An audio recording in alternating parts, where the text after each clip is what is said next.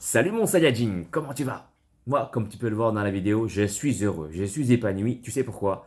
Parce que je suis persuadé qu'aujourd'hui, tu vas apprendre plein de choses. Et ça me fait plaisir déjà.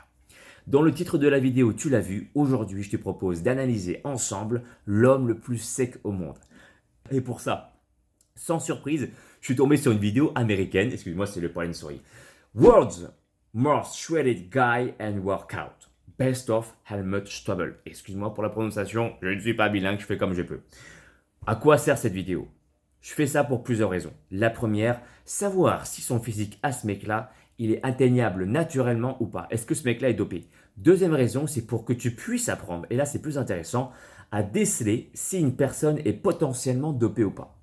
Et je t'expliquerai à la fin de la vidéo en quoi il est intéressant de savoir ça, en quoi il est intéressant de savoir déceler ça, pour ta santé, pour ta motivation, mais aussi pour ta pratique physique. Donc reste bien connecté jusqu'au bout de la vidéo et si tu veux que je fasse une vidéo analyse sur un athlète en particulier, fais-le moi savoir dans la barre des commentaires, je me ferai un plaisir de le faire, ok? Alors pour commencer la vidéo proprement, sur quoi je me base pour faire cette vidéo analyse? Sur plusieurs points. Le premier point, puis ensuite, t'inquiète pas, je lancerai la vidéo, promis. Le premier point sur lequel je me suis référé, c'est par rapport à ma pratique sportive, à mon expérience professionnelle. Pour ceux qui ne savent peut-être pas, ça fait 14 ans que je suis coach sportif diplômé d'État et en 14 ans, j'en ai vu passer des choses. J'ai croisé de loin ou de près des athlètes qui se sont dopés et qui m'ont parlé des effets secondaires. D'accord? Deuxième point sur lequel je me suis référé, des signes physiques à travers des études scientifiques très intéressantes et je te marquerai toutes les études scientifiques dans la description de ma vidéo, d'accord, qui m'ont été utiles. Troisième point, je me base également sur le témoignage, et ça c'est très intéressant, de bodybuilders qui ont eu l'authenticité de publier des vidéos publiques sur Internet. Quatrième point sur lequel je me suis référé, sur d'anciens bodybuilders qui nous parlent des 40 signes qui nous permettent de déceler si une personne est potentiellement dopée ou pas. D'accord? Donc je pense quand même te fournir un contenu de qualité. Et à travers ça, je vais te partager également ma méthodologie, mon analyse, comment je fais pour analyser correctement une vidéo et savoir, du moins deviner si une personne est dopée ou pas. Et là, je m'intéresse du coup au gars qui se dit être le plus sec au monde. Donc, j'ai envie de te dire, sans perdre plus de temps, let's go!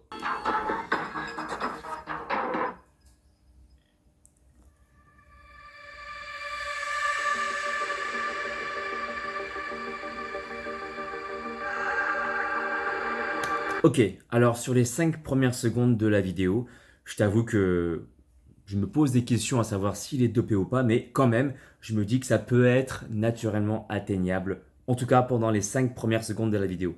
On va voir ensuite, je t'expliquerai comment je fais. Tu vois, j'avance un peu plus dans la vidéo et on va voir que lorsqu'il fait des tractions, il y a un truc moi qui m'a choqué. Je te montre de suite ça. Regarde ça. C'est le même mec, hein. Là, tu as vu? Là. Il a des grands ronds, mais surdéveloppés. Attends, je vais te passer une image nette. Tu vas péter un câble. Donc là, ici. Voilà, les grands ronds, ce sont les muscles qui sont ici. Surdéveloppés, hypertrophiés. Donc au début de la vidéo, on ne les a pas trop vus. Là, je pense que c'est assez visible. Et pour avoir des muscles aussi balèzes que ça, eh ben, quand même, je me dis que le mec, il a sûrement eu recours aux stéroïdes. D'accord? En tout cas, c'est juste une supposition, hein.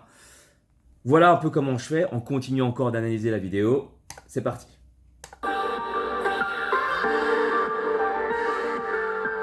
Voilà, je reviens au début de la vidéo. On voit moins bien ces grands ronds. Donc on peut encore se poser des questions.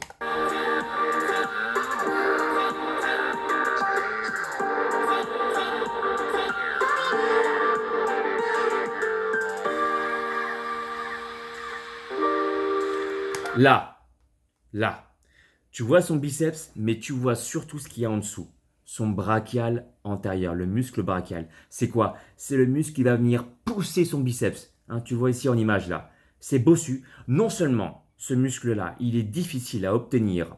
euh, pour le rendre visible, c'est déjà compliqué. Mais en plus d'être visible, tu le vois dans la vidéo, le gars, il a un brachial antérieur gonflé, hypertrophié.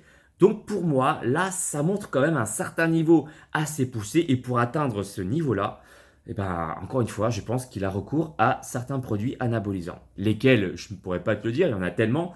Des stéroïdes, hormones de croissance, tout plein encore de produits T3, T4, bref, des hormones thyroïdiennes qui qui lui permettront d'être sec et de prendre de la masse musculaire. Bref, continuons.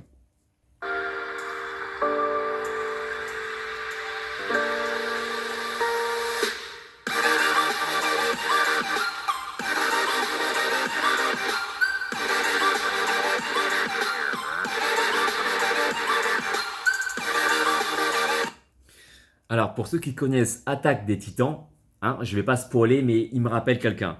Il me rappelle un personnage. Si tu sais de qui je parle, exprime-toi dans la barre des commentaires sans dire le nom en entier, d'accord? Ce serait dommage de spoiler l'animé. C'est un super animé hein, avec des mecs hyper musclés, des titans comme lui. Alors, normalement, il y a un signe aussi qui montre qu'une personne peut être potentiellement dopée, c'est qu'il a de la gynécomastie, c'est-à-dire qu'il a de la graisse au niveau des tétons. Comment c'est possible ça déjà? Je vais t'expliquer un peu comment ça se passe. Tu sais, naturellement déjà, si tu as trop de testostérone, ou bien une partie du moins de la testostérone qui est convertie naturellement en oestrogène. L'oestrogène, c'est l'hormone féminin, je crois que ça se dit comme ça. Et donc, ça donne des seins, d'accord? Si tu t'injectes de la testostérone de façon exogène, donc de façon externe, comme ça, eh bien, tu vas avoir aussi une partie de la testostérone qui va naturellement être convertie en oestrogène, ce qui donne également des seins au niveau des tétons, quoi, bien gonflés. Et c'est la raison pour laquelle on peut déceler comme ça si une personne s'est dopée ou pas, d'accord? Donc là, on voit rien. Et je comprends également la difficulté de savoir si une personne est dopée ou pas. Un deuxième signe qui montre qu'une personne est dopée, c'est par exemple, est-ce que cette personne a de l'acné? Là, on voit que le mec... Non. Il a la peau plutôt nickel, à moins que le mec est passé par des logiciels qui permettent de corriger la couleur de la peau. Voilà, on ne peut pas trop savoir, il n'y a pas trop de signes qui montrent que le mec est réellement dopé, sauf un signe, eh bien le mec il est à la fois très massif, oui, parce que pour moi le mec il est très massif. T'es pas d'accord avec moi? Exprime-toi dans la barre des commentaires, parce que c'est vrai qu'aujourd'hui, eh bien avec tous les gens dopés, au final, la personne qui ne connaît pas ce que c'est qu'un physique musclé, on n'est plus dans la réalité. Les jeunes aujourd'hui, pour qu'un gars soit musclé à ses yeux, c'est malheureusement pour la plupart du temps un mec qui est dopé. D'accord? Pour moi, là, le mec là, il est hyper massif et en plus, il a des abdos saillants. Avoir les deux en même temps, c'est quelque chose qui est possible naturellement, mais qui est extrêmement compliqué d'obtenir. Ok?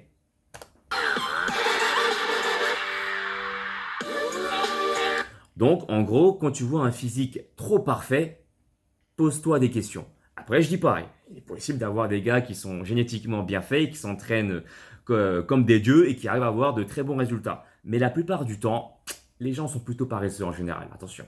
Et ils veulent la facilité.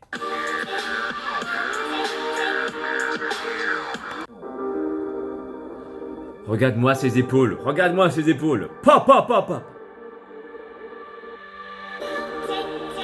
Ok, une épaule hypertrophiée, très sec, donc il a les deux critères en même temps, hein, masse et sèche. On se pose des questions et je vais te parler des effets négatifs quand même, d'accord, du dopage si tu piques directement dans l'épaule. Alors, je suis tombé sur un témoignage d'un gars, je te montre ça de suite, qui m'a l'air en plus très sympathique, qui s'appelle le coach Sam. Je te mettrai toutes les chaînes YouTube hein, sur lesquelles j'ai pu analyser dans la description de ma vidéo. Abonne-toi à leur chaîne. Regarde bien ce qu'il dit. Il a un petit accent rigolo en plus. Moi, ça me fait rire.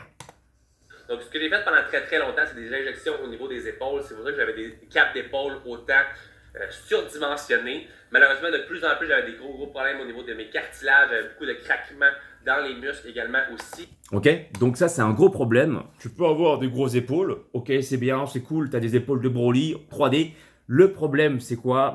Ça sert à rien au final d'avoir des gros muscles si tu as des douleurs toute la journée. Si tu n'arrives même pas à lever ton bras, si tu n'arrives même pas à déménager, à porter un meuble, à quoi ça sert d'être musclé? D'accord? Donc tu peux avoir des problèmes de cartilage, comme il l'a précisé, le coach Sam. Tu peux avoir des problèmes de craquement et ça, je trouve ça dommage. On pratique la musculation non pas pour être faible, mais pour être plus fort. Alors à quoi ça sert au final? Tu vois ce que je veux dire? Allez, on continue.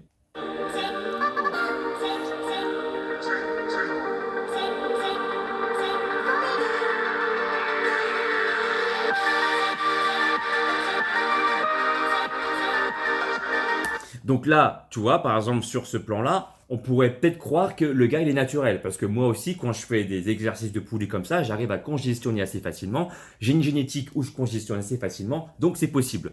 Tout à l'heure, pour revenir au début de la vidéo, et tu verras que c'est une remarque plutôt intéressante, du moins j'espère, quand on a vu, voilà, on voit son dos là, avec toutes les insertions de ses muscles, sans prétention. Moi, je suis naturel, et on voit aussi enfin, on voit pas toutes les insertions, mais on voit quand même plutôt bien les insertions musculaires de mon grand dorsal. Je te montre ici en superposition, d'accord? Donc, il est possible d'avoir un physique sec. Maintenant, encore une fois, voilà, j'ai pas son volume à lui, ok? Donc, c'est comme ça aussi qu'on peut déceler, encore une fois, si une personne est vraiment à la fois massif, et sec en même temps. Il faut se poser des questions, sincèrement, mes Saiyajin. Là, on a vu une vidéo analyse globale. Maintenant, si je vais aller plus loin, eh bien, pour comprendre si la personne s'est réellement dopée ou pas, pour du moins déceler, eh bien, je vais regarder son parcours, sa biographie. Et je suis tombé, regarde bien, sur une vidéo transformation de cette personne, quand il avait 28 ans jusqu'à l'âge de 50 ans. Et on va regarder ça ensemble. Tu vas voir, ça va te choquer. C'est parti, let's go. Helmet Stubble. 28 ans. Là, tu vois bien que son physique, il n'est pas particulièrement massif. C'est un physique qui est clairement naturellement atteignable. Est-ce qu'il s'est dopé? Je ne sais pas, mais en tout cas, c'est naturellement atteignable. Le mec est sec, mais pas trop non plus, d'accord? Voilà, 28 ans.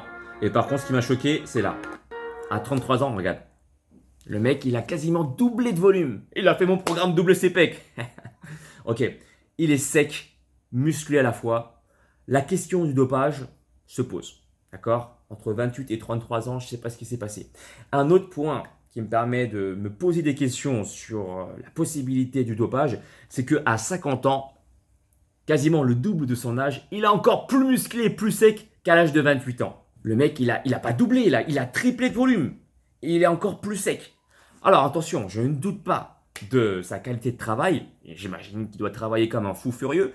Mais quand même, la question de dopage se pose là. Moi, j'aimerais bien avoir 50 balais et avoir son corps quand même.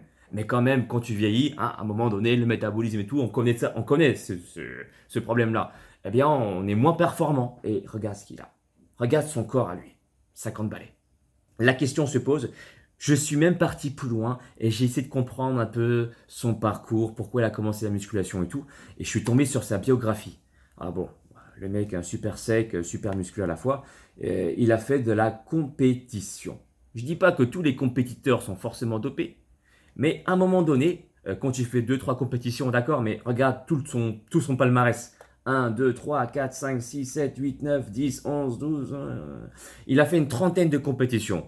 Et je pense que tu n'as pas envie, par ego non plus, d'être désavantagé par rapport à d'autres. Donc, naturellement, je pense que si tu veux performer, tu as envie de mettre toutes les chances de ton côté. Et donc, ça passe par le dopage à un moment donné ou un autre.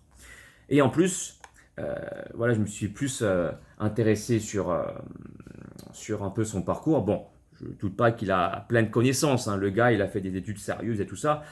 Mais voilà, à l'âge de 12 ans, il s'est senti un petit peu rejeté par la société. J'ai regardé un petit peu son parcours. Il se trouvait trop maigre par rapport à ses autres camarades. Et donc, il avait un complexe. Très souvent, les personnes qui sont déterminées, parce que le mec, il est déter, hein, ça se voit, et qui ont un complexe, bah, ils sont quand même prêts un peu à tout pour changer. D'accord? Et ils sont même prêts à risquer leur vie. Donc, voilà un peu comment j'analyse une situation. Et maintenant, je vais te parler des effets négatifs, parce que c'est important de le préciser. Tu sais, quand tu te dopes, avant de parler de dopage, pourquoi tu fais de la musculation? C'est pour devenir plus fort. C'est pour être mieux dans ta peau et dans ta tête. D'accord? Dans ton corps et dans ta tête. Quand tu dopes, qu'est-ce qui se passe en fait? Tu flingues tes articulations, parce que tu sais que tu peux avoir des gros muscles, mais ne pas hypertrophier tes tendons. Les tendons ne suivent pas. Et qu'est-ce qui se passe très souvent? Eh ben, tu as des ruptures. Et j'en ai parlé à un gars, à un Saiyajin avec qui j'ai discuté quand j'étais parti en vacances, il n'y a pas si longtemps. Le mec, il a eu des ruptures 2-3 fois pendant ses cycles. Qu'est-ce que c'est? Les tendons lâchent. Les tendons se pètent. Donc, du coup, le mec, il reste immobilisé. Il n'est pas bien dans sa tête et il ne peut plus soulever de charge. À quoi ça sert de faire tout ça? À quoi ça sert, bordel? Et en plus, quand tu te dopes, par exemple, quand tu t'injectes de la testostérone, eh bien ton corps il en produit plus naturellement. Parce que le corps s'est adapté. C'est pas de sa faute, c'est de ta faute si tu fais ça. le corps, comme tu lui injectes beaucoup de testostérone, naturellement, il n'a plus envie d'en produire. Donc on dit qu'il faut passer par des cycles de récupération pour pouvoir que le corps reproduise naturellement son quota de testostérone, mais parfois ça ne se passe pas comme ça. Et très souvent ça ne se passe pas comme ça si tu ne maîtrises pas bien les doses. D'accord?